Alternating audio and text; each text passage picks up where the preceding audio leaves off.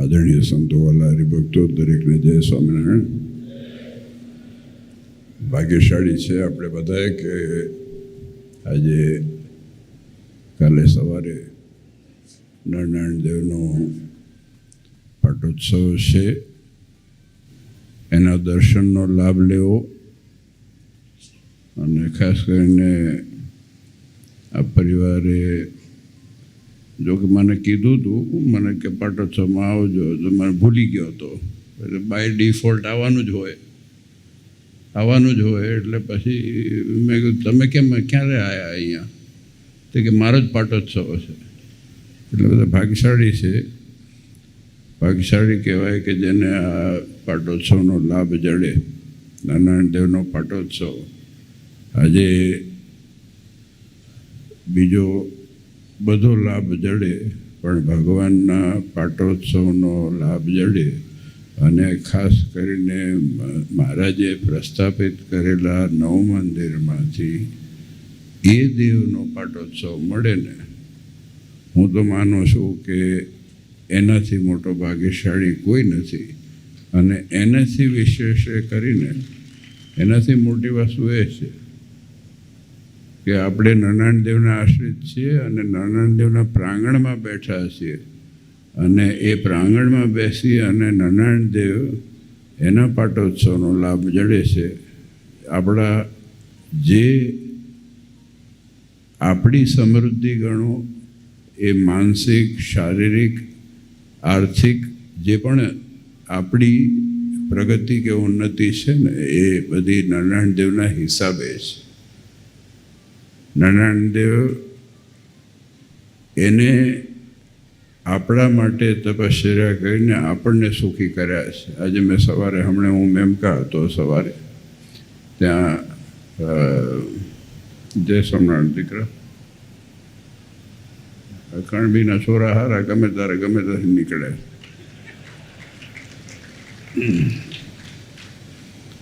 હું હમણાં જ વિચાર કરતો હતો, આ બધા નાનદાસ ને બધા જોડે વાત કરતો, મેં કીધું આ હરમુસ ને આને તેને બધું ચાલે છે ને, ઈરાન બિરાનનું, કણબીને હોપી દો ને 2 દાડામાં પૂરું કરી નાખે.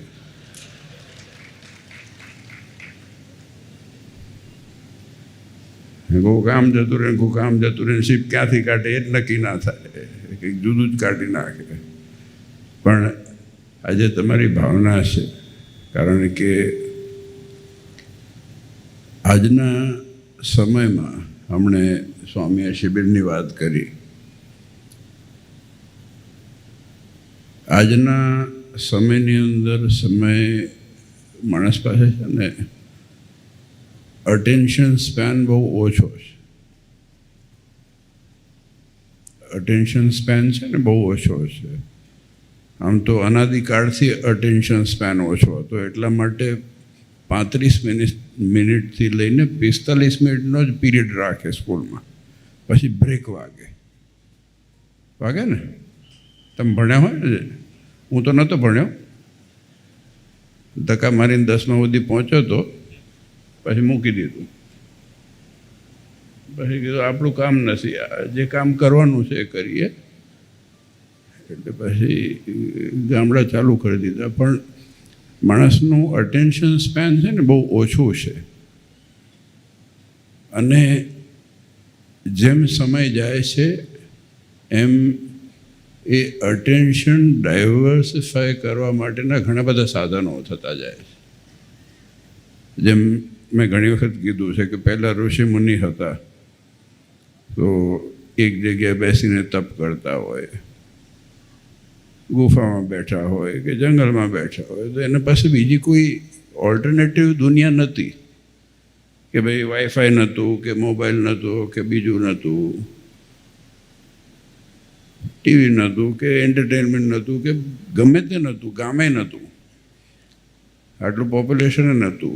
આજે મોટી વસ્તુ એ છે કે જ્યારે આ હરિભક્તો તમે બધા ભાઈઓ બહેનો દીકરા દીકરીઓ આજના 2026માં આ સમય કાઢી અને ભગવાનની તમારામાં ખપ છે, ભગવાનનો ખપ છે, ભગવાનમાં નિષ્ઠા છે, એ વસ્તુ ભગવાનનું પ્રત્યક્ષપણું જોવું હોય તો એ આપણા સ્વામિનારાયણ સંપ્રદાયમાં છે.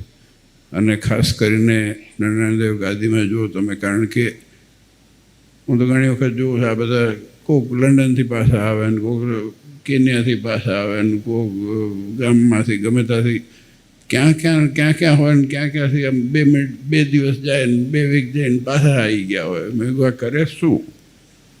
પણ બહુ અઘરું છે, કહેવું બહુ સહેલું છે, બહુ અઘરું છે.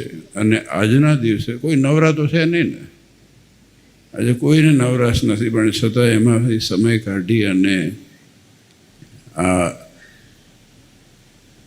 ભગવાનની પ્રવૃત્તિ માટે થઈને જે કાર્ય થઈ રહ્યું છે એ અભિનંદનને પાત્ર છે.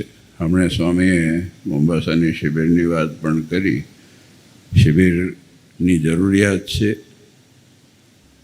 દીકરા દીકરીઓ,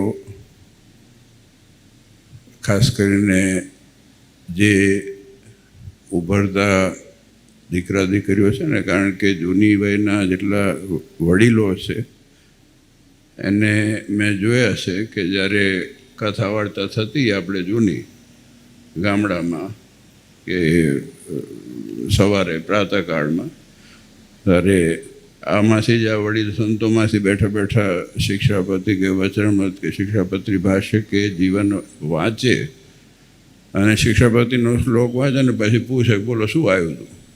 એટલે ઊંઘતા નહોતા કોઈ. હવે ઊંઘવાનું લીગલ થઈ ગયું છે.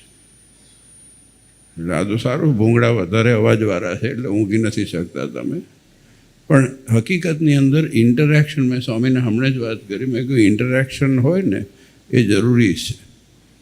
જ્યારે કથા વાર્તા થાય, જો વચનામૃત છે ને, વચનામૃત તમે જો આખું તો એ કોન્વર્સેશન છે, એ વિચારોની આપલે છે. કોઈને પ્રશ્ન એક વાત થયો અને કદાચ ના થયો ને તો ભગવાને એને ચાવી ચડાવીને પ્રશ્ન ઊભો કરેલો છે. એટલે જ્યાં સુધી એ ઇન્ટરેક્શન બેઝ ન થાય, જ્યાં સુધી એમાં કોઈ જિજ્ઞાસા વૃત્તિ, ક્યુરિયોસિટી ઊભી ના થાય ને ત્યાં સુધી ડમનેસ આવે. પછી you are just following the crowd. તમે ખાલી એમને એમ ચાલે છે એવી રીતે જ ચાલે છે, બીજું કંઈ નવું ના થાય. અને જો લેવલ ઉપર લઈ જવું હોય તો you have to be interactive. તમારે ઇન્ટરેક્ટિવ થવું જ પડે અને એને સમજવું પડે અને એના પ્રશ્ન હોય અને એના ઉત્તરે હોય. તો એ વસ્તુ આપણા કચ્છના 24માં બહુ ગૂંથાયેલું છે, બહુ વર્ષોથી ગૂંથાયેલું છે, પેઢી દર પેઢી ગૂંથાયેલું છે અને એ સતત ચાલુ રહે એ વસ્તુ બહુ જરૂરી છે.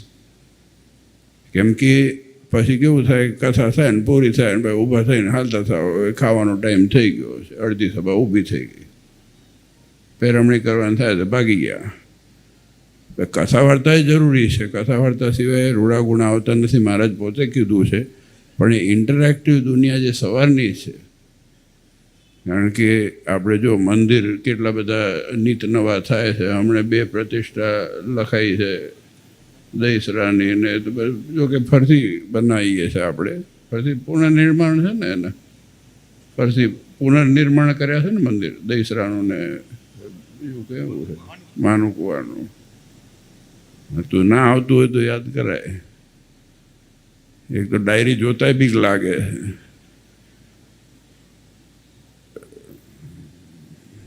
પણ આજે પરંપરામાં અમુક વસ્તુ સાચવી બહુ જરૂરી છે. હું બહુ સિરિયસલી કહું છું, હું હિમાયતી છું પરંપરાનો. જો પરંપરા ખોવાઈ ગઈ, જો સિદ્ધાંત ખોવાઈ ગયા, then we are good for nothing. તો આપણું કોઈ કામ નથી. એટલે પરંપરા સિદ્ધાંત રહેશે તો ભગવાન રહેશે. અને એ પરંપરા આપવા માટે આ શિબિરો, આ કથા વાર્તા હોય કે ભગવાન સંબંધી કોઈ પણ કાર્ય હોય એ થઈ રહ્યું છે. આજે આનંદની વાત એ છે કે આજે સરસ જો નારાયણદેવનો પાટોત્સવ કાલ સવારે ખૂબ પ્રેમથી બધા દર્શન કરવા આવજો. આ નરનારાયણ દેવ આપણને મળ્યા છે, આ આપણા નરનારાયણ દેવ છે. એક ગાંઠ બાંધીને રાખવાની. જો આમ છે ને, બહુ સિમ્પલ છે, કહેવાની વાત બહુ સિમ્પલ છે. આ નરનારાયણ દેવ કોના છે? કોના છે? આપણે કોના છે? કેવું કેટલું સહેલું છે. આપણે માનવું સહેલું છે, જાણવું બહુ અઘરું છે. માની લેવાય, મેં કીધું ને તમને એટલે તમે બોલ્યા, પણ જે દિવસ જણાય ને, જેમ મુક્તાનંદ સ્વામી કીધું ને, બ્રહ્માથી કીટ લગી જોયું, જૂઠું સુખ જાણીને વગોયું. માનીને નહીં, જાણવાને માનવામાં ફેર છે. અનુભવથી મનાય છે.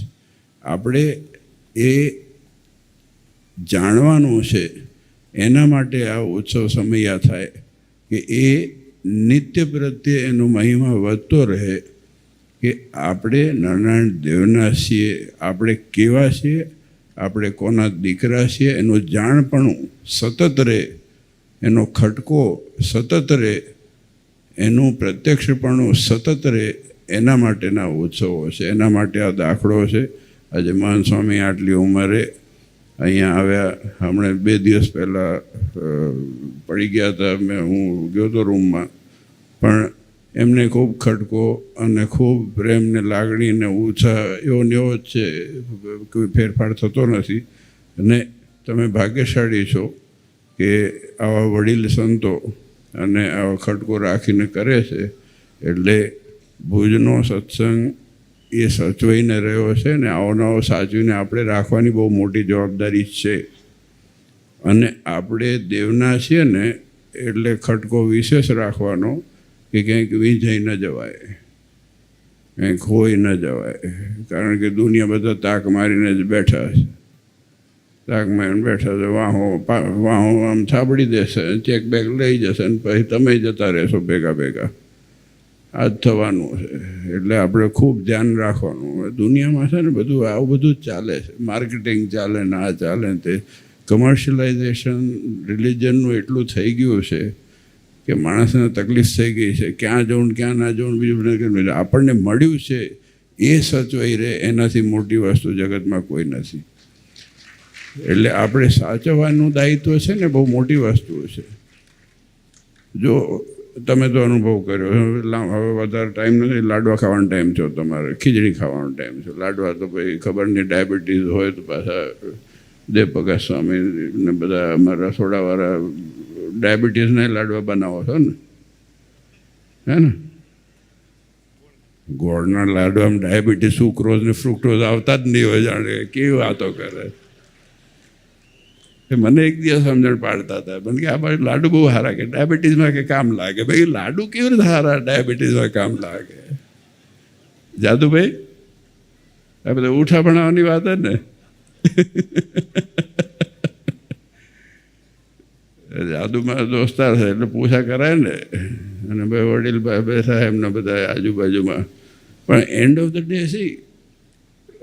આપણને આટલું બધું મળ્યું છે જો ભગવાનની દયાથી. અને સંતો ધ્યાન રાખે છે. આજે આ યુવાન સંતોથી લઈને વડીલ સંતો જશું આટલું બધું ધ્યાન રાખે છે. અને ખૂબ સરસ સત્સંગ છે. આમાં ઉણપ છે નહીં. ઉણપ દેખાતી હોય ને તો આપણામાં હશે. હું તો થાકીને લોથ થઈને આવ્યો તો કંટાળી ગયો. તો મેં આ બધું શું રોડ લમણાથી કરવી, પણ હેઠે આવ્યો એટલે ફ્રેશ થઈ ગયો. તમને બધાને જોયો હતો, દેવના દર્શન કર્યા તો ફ્રેશ થઈ ગયા. પણ સિરિયસલી એટલે એ વાતાવરણનો ફેર પડે છે. હકીકતમાં વાતાવરણનો ફેર પડે. ગાડીમાં બેઠા તો ખીજ જ ચડતી હતી. મેં કે આ શું લમણા લેવા આવ્યો છું અહીંયા. પછી નીચે ઉતરીએ, દેવ દર્શન કરીએ, ફ્રેશ થઈએ, તમે બધાને મળીએ, ઘડીક સ્માઇલ કરીએ, જેમ છે એનાથી હારા થઈ જઈએ. એટલે મહારાજે કીધું ને સત્સંગના ભેડામાં રહેવું. આ બધું આ પ્રેક્ટિકલ વસ્તુ છે. આ હું અનુભવ કરું છું, રોજ કરું છું એટલે કહું છું. હું કોઈ કથા કરવા નથી બેઠો. મને ભાષણ આવડતું નથી. મને મોટા બાપજી બહુ વખત કીધું, મને કે નોટ્સ લખવાનું રાખો. મેં કીધું મને આવડતું નથી. હું 10મું માંડ પાસ થયેલો છું અને આગળ કોઈ ઈચ્છા રહી નથી. પણ વસ્તુ એ છે કે તમારા મોઢા જોઈને જે ભગવાન ઉજાડે એ વાત કરીએ, પણ ભગવાનની વાત કરવાની છે ને ભગવાનનું પ્રાધાન્યપણું જેટલું આપણું સચવાય એટલું આપણે કાર્ય કરવાનું છે. આજે આનંદનો આજે સરસ જો સ્વામીએ વાત કરી हरिद्वार आप पधारे हैं वहाँ से, वो भी बहुत अच्छा लगा और ज़रूर से फिर से मुलाकात होगी, हम भी आएंगे और आप भी ज़रूर आइएगा अहमदाबाद कभी भी, यहाँ कहीं पे भी मिल जाएंगे.